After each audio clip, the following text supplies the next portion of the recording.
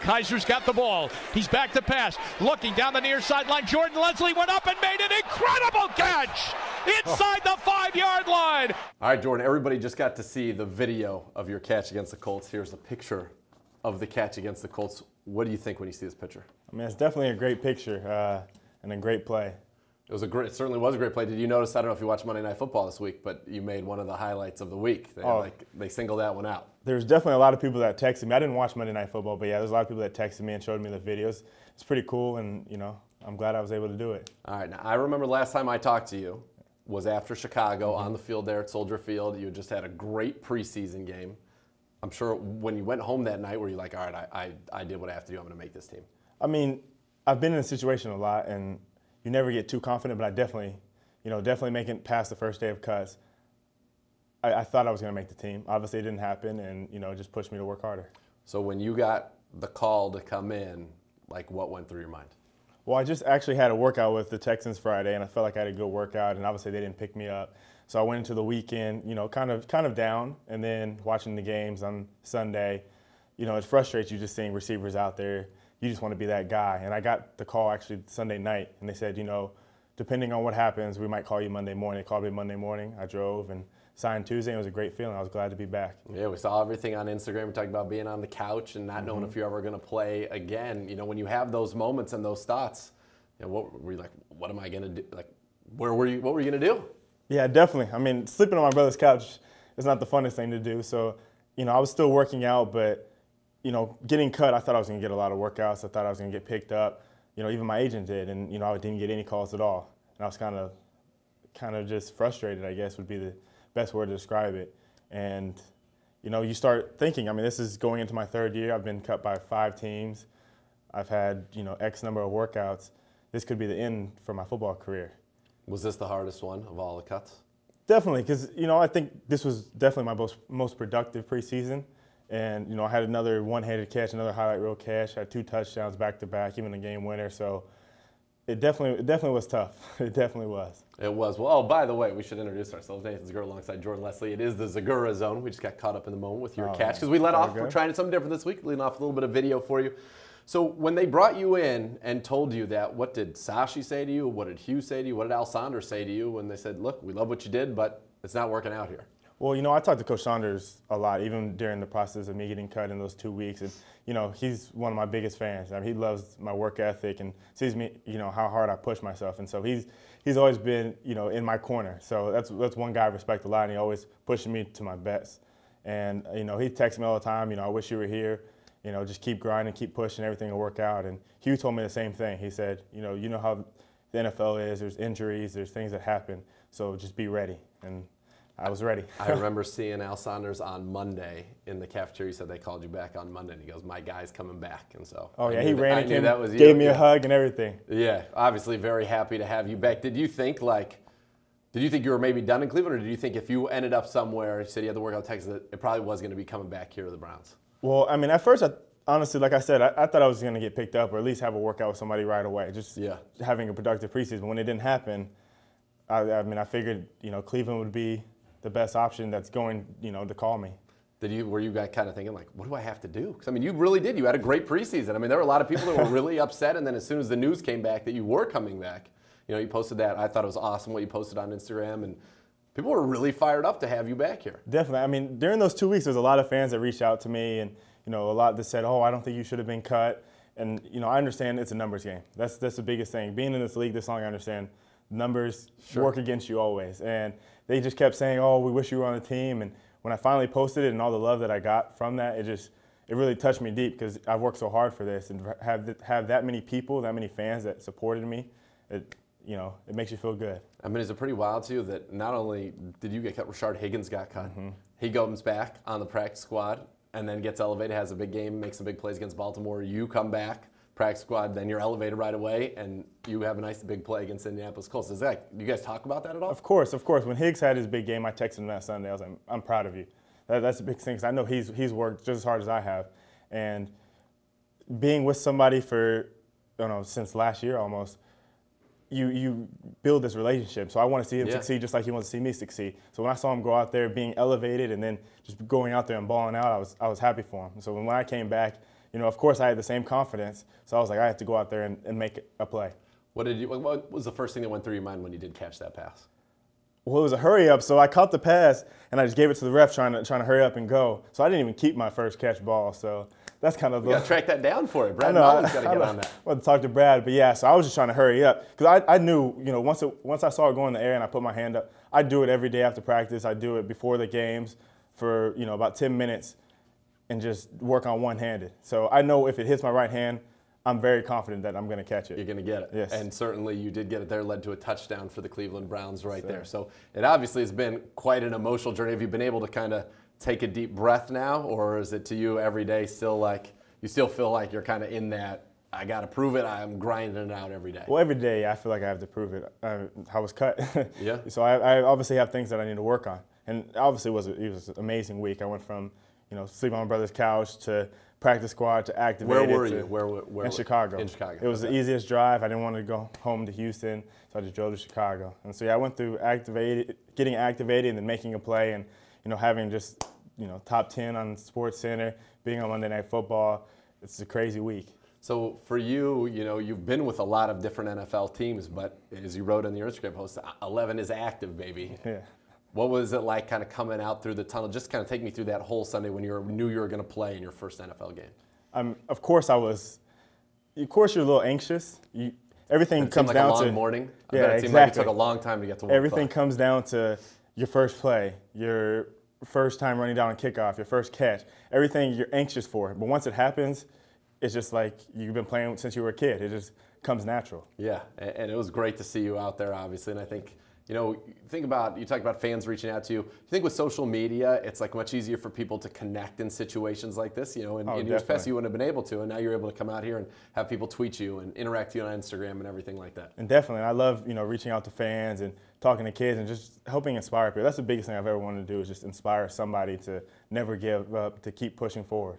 Where did you get this work ethic from? What inspires you? What drives you? I think I was just born competitive. I mean, it comes down to in classes sometimes I would take notes and I would look around to make sure like I was beating everybody and like writing down whatever was on the PowerPoint. I just wanted to beat everybody and everything. And I think it just came from that. And then getting to college and, there's always people that doubt you and that just pushed me to keep going. When every time I got cut, or every time I was told I wouldn't make it to the NFL, I wasn't this, I wasn't that. It just made me want to keep going and just lit a fire in me. So I'm really competitive too, and I was certainly born that way, and I can see in my kids, I have a daughter that's very competitive and my son is not competitive at all. And I know it's just kind of some of it it's nature and nurture. So let me ask you this, because this is something that I always like to ask people who I think are very competitive. Do you like winning more than you hate losing, or do you hate losing more than you like winning? That's a tough question, but I think I hate losing more than I like winning. I hate winning more than it. I mean, I hate losing more than anything. And winning is nice, but I'm not one of those people that like to showboat and stuff like that. I won, I expected to win, and I keep going on with it. I'm saying losing, I hate it. I hate stand it. Yeah, as you said, you expect to win. That's what you're supposed to do. That's what you're putting the work in to do. Exactly. In those 2 weeks before coming back, what was a normal day like? Because I imagine you want to make sure if that phone rings, I'm 100% ready to go. So is it kind of same like the workouts that you would have done if you were in training camp or in off-season? What did you do during that time? I mean, the hardest thing, because I wasn't from Chicago. Usually when I work out, I have my trainers in Houston, things like that. So hardest thing was trying to find somewhere where I could run routes, somewhere I could find someone that could throw to me. And obviously my brother, being from Chicago, he knew a few people. So there was a couple days I went and played basketball just to get the conditioning down. Use my competitive nature to get to the rim. Sure. Because I was definitely the best basketball player in my family. We're going to get there. Don't worry. We're getting there. We're getting there. And he was able to find a quarterback that was in Chicago. He was a little older. He played Division II and does some 7-on-7. He was able to throw to me. And that was the biggest thing, finding a field and getting someone to throw to me. Yeah, and then you got your opportunity season. Hopefully we'll be talking here in the Zegura Zone and many other places with you as a member of the Cleveland Browns for a long time. So certainly glad to have you here. So we're going to transition now into some of these photos. You got a little nervous when he walked in. He was a little nervous. I don't get to see him for it? No, you don't get to see him. So we're going to get right into it. Just whatever you see, then you just kind of you give us your reaction to it. You give us your reaction to it. Houston skyline, in case it's not clear from the picture. Okay. That's your home? Yep. You get back to Houston a lot? Yeah, definitely. Every time, we have the off season, that's where I go back to. Is October 15th a big day for you? Of course. I can't wait. Yeah. I can't wait. Yeah. It's when the Browns play the Texans in Houston, by the way, for those keepers. Definitely for having that workout with them, I can't wait to have a big game. Yeah, right in their faces. UTEP. The first people to, have faith in me. First people to give me a scholarship, and, I had some big games. So you played at UTEP for a few years. That's how you got your degree from UTEP, and then we're going to get the journey going on. But what was it like staying in Texas, and then what made you decide you wanted to move on? Well, coming to UTEP, I love their stadium. I love the fans, and we had some big games there. And then obviously we had a new coaching staff come in. After my sophomore year, I had a big year, and a new coaching staff came in. And it was a little more run-oriented. And I stayed with them for 1 year, and I kind of just wanted to branch out. And my receiver coach went to BYU, and I ended up transferring with him. Which I guess you can guess where this is going. By the way, who in your mind is the most famous UTEP alum? Most famous UTEP alum? Maybe athlete, most famous UTEP athlete. I would just say Johnny Lee Higgins on the football field, just because he was a receiver. He came around a lot. I was able to see and learn from him. So from growing up for me, I grew up in the Bay Area as a basketball guy. So I'd say Tim Hardaway. Yeah, of course. Killer crossover. If you go basketball, that's definitely the guy you have to go with. Killer crossover. All right. You talked about you went from UTEP. Here you went to BYU. BYU. Brigham Young. What was that like? Some of the best fans in the world, honestly. I can go to any airport and people have BYU stuff on. Oh, you're Jordan Leslie. And I'm like, I was only there for 6 months, and people know me. They reach out to me all the time. Some of the best fans ever. Was it a culture shock? I imagine it's got to be like a completely different experience than maybe anywhere outside of BYU. Definitely, because there's a lot of people that have been on missions. There's some people on our team that are older, 25. But I met some great people like Taysom Hill, just a lot of people that Kai Nakua, people that he's from there. So people that I just grew a relationship with, and those will last for a lifetime. What did you think of Kai Nakua's white pants on the last road trip? I actually liked them. You didn't like them? And Joe Thomas was like, he tweeted out a picture of him, said he wasn't sure about the white pants after Labor Day. Oh, I liked them. I thought they were kind of stylish. Pretty stylish. Yeah. They were. He got some style. He did have some style. All right, here we go. You talked about being the best basketball player in your family. Oh, the second best basketball player in the family is right there. All right, so not a lot of people know this. Jimmy Butler is your brother. Yes, sir. So was that who you were playing hoops with when you were back in Chicago? No, actually, he was obviously in LA working out, getting ready, and traveling from Minnesota. And so my other brothers who I stayed with, but if not a lot of people know that, but I have all the records in our school. So if anybody wants to know, this guy's number 2, I'm number 1. So then that begs the question, what made you choose football over basketball? I mean, he's like 6'7". I'm, 6'2", 6'3". So I had to. But you could take him. I could definitely take him, but I just felt like football was in my heart, and football was what I was better at. So is there anybody on this team right now that can hang with you on a basketball court on the Cleveland Browns? No one on this team can beat me in basketball. No one. I don't want to hear anybody say anything. They can't. Okay, we might have to set something like this up. We have to set something up. Little Olympics. We can have a dunk contest too. Joe Schobert's a very good dunker. His nickname, Joe the Show. True story. Might have to get a little dunk contest. All right, this is something, it's from the media guys. It's something you say you like to do, a skill that you possess. Juggle. You got something I can juggle real quick. Just the pitcher, but you can do it. I can. How many can you get up to 4 or just a 3? I mean, I'm pretty skilled with 3. 4 is a little tough, but I can juggle anything, footballs, anything.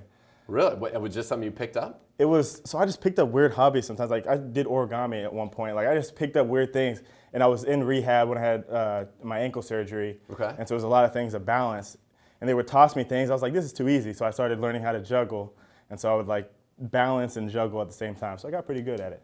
It's a man of many skills. I try to be. Many skills. All right, this is another one of your skills, or at least, I don't know if it's a skill, it's something you like to do. This is the toughest game in the world, folks, in my opinion. That is definitely the toughest game in the world. And so you like the golf? I wouldn't say I'm skilled, but I'm an average player, maybe a little above average. Okay. I've broken a few clubs in my heyday. That's my competitive nature. From anger. Yeah. I'll give you one tip. I played college golf. You gotta just let it go. I know, that's what I'm Every learning. shot, no matter where it goes, you gotta let it go. Because people get mad and then they try to figure out what they did wrong. You can't do. You know what you're gonna do. Just gotta let go. Be zen. Be like, whatever. Why the ball? What is that? See, that's my problem. I'll have days where I'm like, dang, I shot really good, and then once I hit a bad one. Oh, that's for everybody. Whoo! That's for everybody. It goes downhill. That even happens to the pros. All right, we're gonna get through these last ones real quick. I think this one always cracks me up. The Rock? That is The Rock. This is a real picture. You trying to say I look like The Rock? No, I'm just saying I just want to get your reactions. I think it's a pretty hilarious picture. The Rock is pretty much the baddest dude on the planet. Yeah, it definitely is. And this is an interesting. Would you ever be a pro wrestler? If you're a pro wrestler, what would your pro wrestling name be? Pro wrestler. I don't know. Have you ever been to a wrestling event? I actually haven't. No? I used to watch wrestling when I was little, but I don't know. Maybe the one-hand bandit or something. I don't The know. what? The band. Something like All right, that. we're going to get into a couple of my favorite foods. Let's see what you think about here. Ooh, tacos. Tacos, yeah. I do love my are tacos. they high on your list, tacos? I do love tacos. Okay. I definitely eat a lot of food.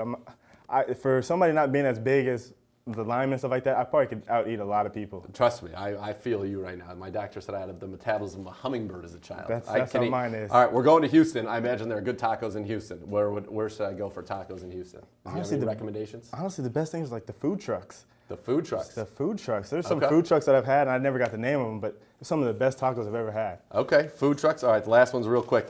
Is this the king of all the meats? Prime rib, is this the king of all the meats? I mean, I love prime rib, but yes. I would love to have a ribeye. A rib, so you'd rather the steak preparation better. Same cut, that's Yeah, fine. We're all in the same, okay. Hugh, that's my guy. That's your guy, Hugh Jackson? Great head coach. All right, then we're having fun, and this is the last one. This is one of my favorite things, Barstool Sports. Saturdays for the boys. Are for the boys. Are you aware of this? I'm definitely aware of that. Do you believe in it? Of course. All right, it's a good thing. Saturday and Sunday. Saturday? Well, Sundays are for the Browns. Definitely for the Browns. Saturdays are for the boys. Jordan, thank you for coming to the Zegura Zone. Welcome back to the Browns. Looking forward to seeing you make more plays on Sundays and having hopefully the start of a great career. Thank you. I appreciate that. All right. Thank you very much. That's Jordan Leslie in the Zegura Zone. We'll be back again next week, folks. Thanks for watching.